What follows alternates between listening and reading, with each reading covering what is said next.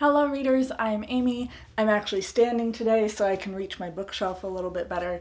This camera angle is going to be a little awkward for me, but I'm going to try and make it work. I want you to see mostly my shelves and the books that I end up holding up. But today, we're going to get nerdy and we're going to talk about font. If you haven't seen my last video, I would run through that really quick. I'll put it up here in the corner because I'm going to be talking about some terms that I addressed in that video because I don't want to have to re-explain them like every single video. But basically, we're going to be going through some of the classic editions that I have on my shelves and comparing them and saying which ones would I rather read. I'm also going to be judging the covers a little bit because I love judging a book cover. So first thing that I want to look at with classics, we'll do my Barnes & Noble shelf. These are really easily accessible for me.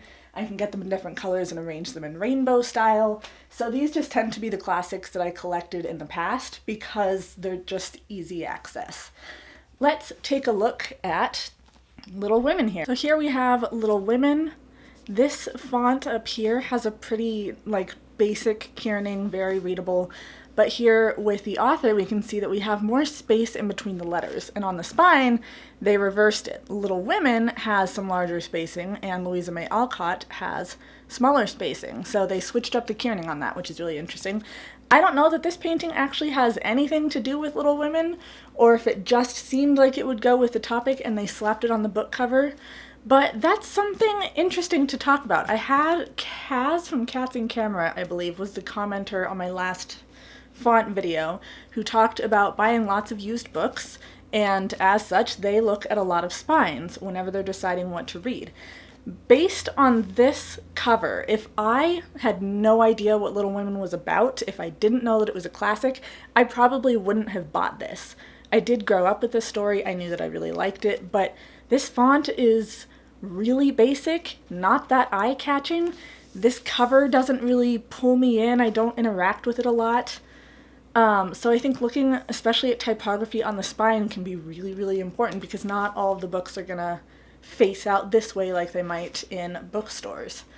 And also, if we look at the top here, this isn't a lot of space to be working with. Something that I've learned in design is that you want some slightly bigger margins because this is getting a little close here. We don't want to cut off the author name and the page number, which they're probably not going to because they're professional printers, but that's not a lot of space. We can see that the font basically matches what's on the outside. I don't know if it's the same exact font, but it's close, so it's going to be pretty easily readable. I do appreciate that they take up so much space on the page. You don't have really large margins or anything. That means they're using their space pretty well. But it also makes it look a little crowded, a little dense. Like, we know that this is going to have a lot of words in it on every page, and it's like almost a 500-page book. So we've got a lot going on here. This one has reference texts in the back. Again, fairly easy to read, which is good. I don't know how many people check the references. I usually do because I'm a nerd. But that's kind of a look at the Barnes & Noble editions. Sorry if it's a little dark. I'm trying to get my lighting set up, but I'm also right next to a window. So next, let's look at this copy of Jamaica Inn. This cover is gorgeous. I love these editions. I like this really kind of rounded but sharp font. You can see the sharpness in the serifs, but you've got the roundness in some of the letters like the U, and then you've just got this really dramatic, colorful line work in the title, Jamaica Inn. You've got the fancy line work around the edges, but once again, let's look at the spine. This is the spine for all of these editions. I also have My Cousin Rachel. This one's got all of these shifty lines that keep me looking at the cover and trying to follow them and see what's up. It's got this same author font to keep the book similar, and it's also got this same spine. This spine just isn't that interesting. Again, if I didn't know that I loved Daphne du Maurier, I don't know, I might pick this up based on the cover because most of us judge books by our covers, and this looks really interesting. But if I just saw the spine of it, I'd be like, whatever, that doesn't seem like a very interesting edition. So I'm wondering why they made that decision. I can see how Jamaica Inn, you see it's got all these lines through the middle of the letters, and it's got the foil, and it's got two pointed serifs just going straight up there. This is a really fancy font. I don't know that it would be very readable being in this size on the spine, so I can see why they didn't go with this. But I think they could have gone with this font or with the same font as the author name on the spine and still done a red foil and kept it interesting. But the author font being the same from book to book, it would still connect the books together as a series. Now, the inside of this, I like the inside. We don't have super crowded top lines or anything because we don't have the title of the book or the title of the chapter, which I do like to have those, but it decided to just push up the words a little and make the words seem a little less crowded, and then we have the page number on the bottom. This, and you might not be able to tell from the video, but this is a pretty basic sized font. It takes up enough of the page, but it doesn't look crowded. It doesn't have huge margins, so it doesn't look dense. This is a kind of classic that I find really readable, really accessible to look at. Now let's take a look at these Penguin Classics editions. I do think these are really gorgeous if it's something you're trying to collect. I have a couple of them. I'm not going to get all of the classics or anything, but each of these books has kind of a picture theme and a color that it goes with. It's got this nice cloth cover. It looks traditionally classical rather than this cover of new age classics. This is Tess of the D'Urbervilles. We've got the little bookmark. I don't know how I feel about these. Sometimes they're annoying, sometimes they're helpful. Again, pretty basic, this is probably Times New Roman or something on the front. It's readable, it's not that interesting, but the pattern draws the eye in. And then open up the pages, and again, we've got something that's a little bit denser. It's got the title of the chapter up front, or up on top, and it's got these tiny little page numbers on the bottom. The margins are fine, but this font size is a little bit smaller. So again, we're looking at this tiny font size and how much of the page it takes up. And then you look at how many pages are in this book, and man, that's a lot of reading. This book is over 500 pages. And when you think of this tiny font on all those pages, it's kind of exhausting. Part of that, of course, is due to the length of the story. Not all of the classics are going to be short, but the size of the font can really turn me off. They do the same thing with some nonfiction books. You'll see really small size font, and it's just a little bit more strenuous on the eyes to try and read that. It takes longer to get through a page. That's another thing. The big comment that I hear when it comes to story length is the shorter the chapters, kind of the more readable it is. For me, I like to get to the end of a chapter before I stop. I mean, I don't always do that. I can't always do that. But if I can, I'll read to the end of a chapter or to the end of a page section where there's a big break in the page, and I'll stop there. And if there's lots of those to make them seem like shorter steps that I have to take to finish the book, I really like that. But when you've got tiny font and long chapters, it's going to take me that much longer to get through every page, and it starts to seem like more of a job and less of a journey, if that makes sense. Next, I'm going to take a look at these two Penguins editions. I think this cover is really cool, but again, I don't know that it really has anything to do with Nietzsche. This one's not that interesting. We've got this beigey yellow that's not a color I particularly like on classics.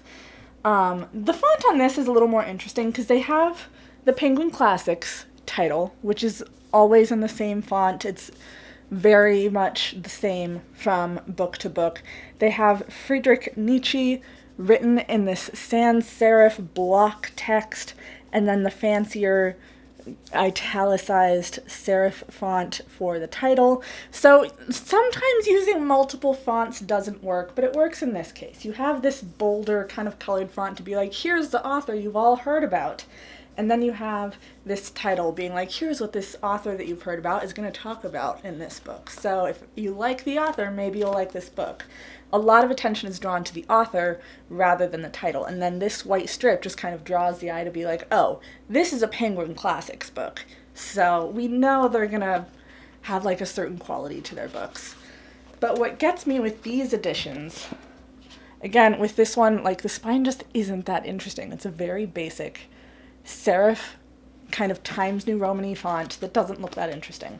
But what gets me is the inside. I actively hate reading font like this. It's very thick font. It almost looks splotchy. Like I think it's supposed to look a little more classic and a little more old school in its font.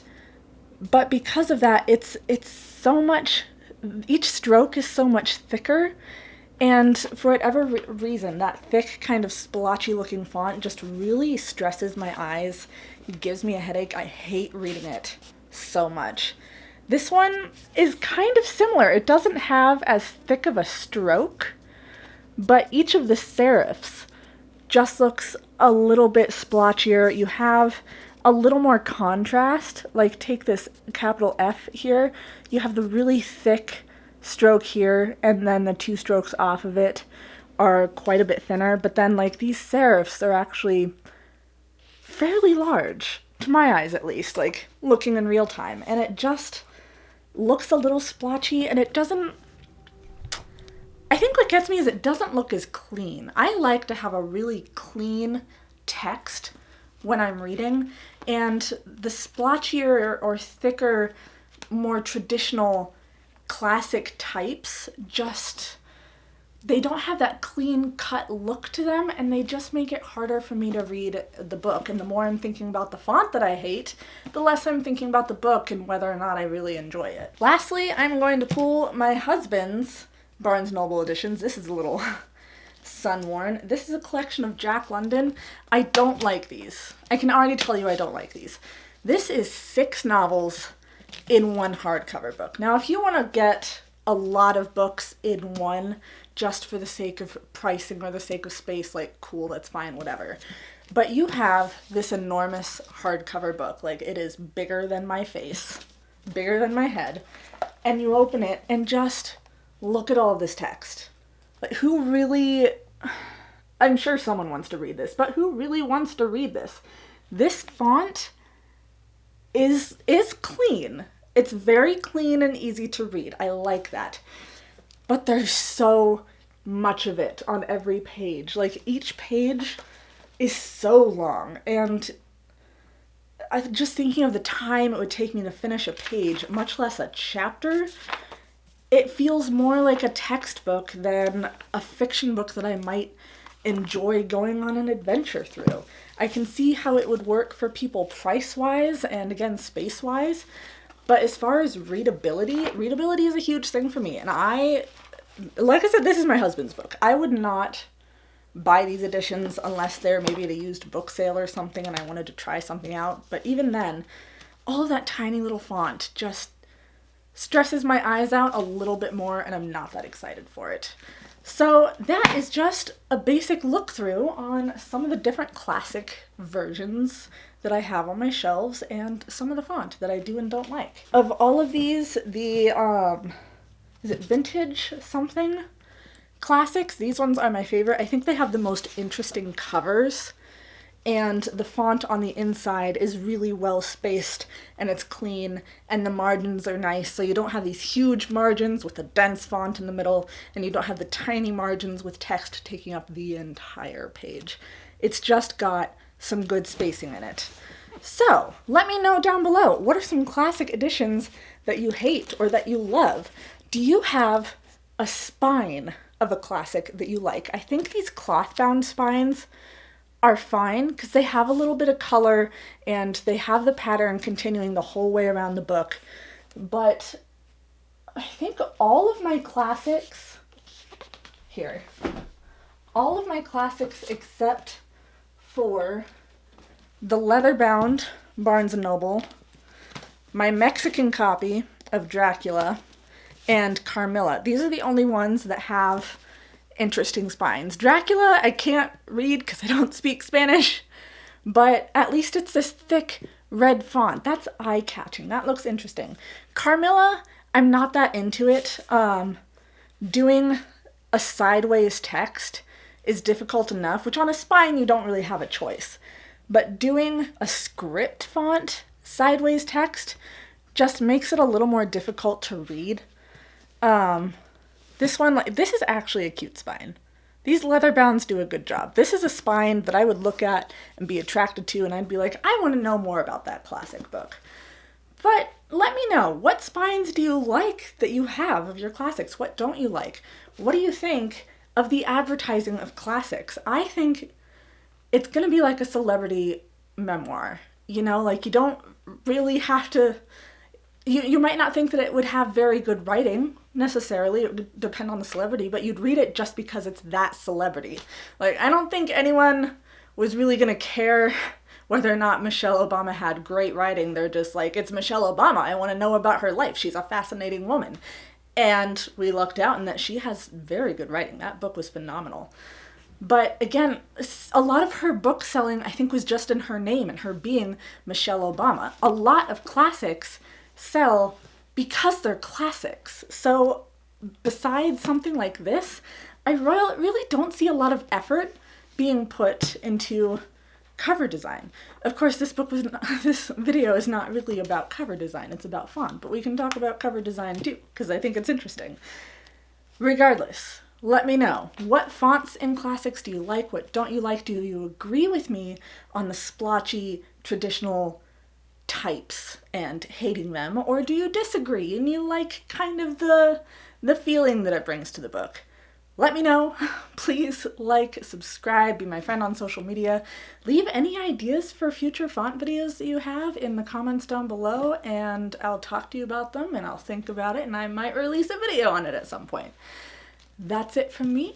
Have a nice day. Bye, friends.